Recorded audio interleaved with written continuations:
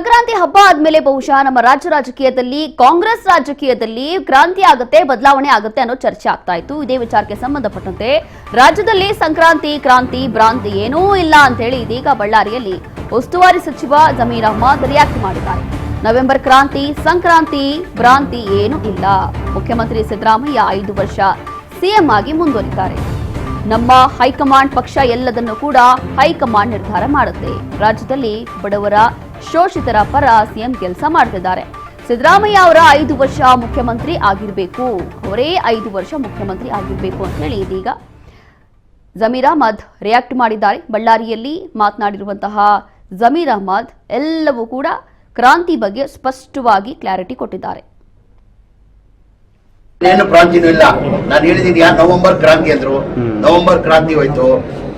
November ಆದ್ಮೇಲೆ December ಅಂದ್ರು, ಈಗ ಜನವರಿ ಅಂತವ್ರೆ. ಈಗ ನಾನು ಹೇಳ್ತೀನಿಲ್ಲ, ನಮ್ಮ ಪಕ್ಷ ಹೈಕಮಾಂಡ್ ಪಕ್ಷ.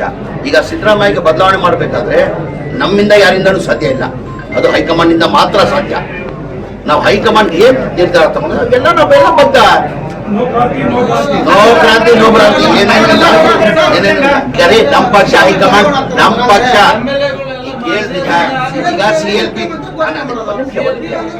ಈಗ ಎಲ್ಲ ತಾವು ಹೇಳ್ತೀರಾ. ಈಗ CLP ತೀರ್ಮಾನ ಆಗಿ ಈಗ ಮನೆ ಸಿದ್ದರಾಮಯ್ಯ ಅವರು ಮುಖ್ಯಮಂತ್ರಿ ಆಗಿದ್ದಾರೆ. ಈಗ CLP ಎಲ್ಲ ಆಯ್ಕೆ ಆದ್ಮೇಲೆ 5 ವರ್ಷಕ್ಕಂತ ಆಯ್ಕೆ ಮಾಡೋದು MLAಗಳು, ಹೌದ್ ತಾನೆ? ಈಗ ನೀವು ಕೇಳ್ತಾ ಇದ್ದೀರಾ ಈ ಬದಲಾವಣೆ ವಿಚಾರ ನಡೀತಾ ಇರೋದಿಲ್ಲ, ಬದಲಾವಣೆ ವಿಚಾರ ನಡೀತಾ ಏನು ಕ್ರಾಂತಿನೂ ಇಲ್ಲ. ನಾನು ಹೇಳಿದೀನಿ ನವೆಂಬರ್ ಕ್ರಾಂತಿ ಅಂದ್ರು, ನವೆಂಬರ್ ಕ್ರಾಂತಿ ಹೋಯ್ತು.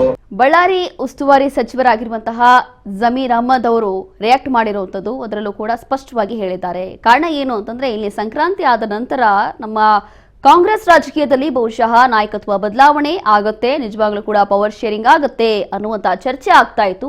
ಎಲ್ಲದಕ್ಕೂ ಕೂಡ ಕಾಂಗ್ರೆಸ್ ಹೈಕಮಾಂಡ್ ಒಂದು ರೀತಿಯಾಗಿ ಫುಲ್ ಸ್ಟಾಪ್ ಇಡುತ್ತೆ ಅಂತ ಚರ್ಚೆ ಆಗ್ತಾ ಇತ್ತು. ಇದೇ ವಿಚಾರಕ್ಕೆ ಸಂಬಂಧಪಟ್ಟಂತೆ ಇದೀಗ ಯಾವ ಕ್ರಾಂತಿ ಭ್ರಾಂತಿ ಏನೂ ಆಗೋದಿಲ್ಲ, ಸಿಎಂ ಸಿದ್ದರಾಮಯ್ಯ ಅವರೇ ಮುಖ್ಯಮಂತ್ರಿಯಾಗಿ 5 ವರ್ಷ ಮುಂದುವರಿತಾರೆ ಅಂತ ಹೇಳಿ ಇದೀಗ ಜಮೀರ್ ಅಹ್ಮದ್ ಹೇಳಿದ್ದಾರೆ.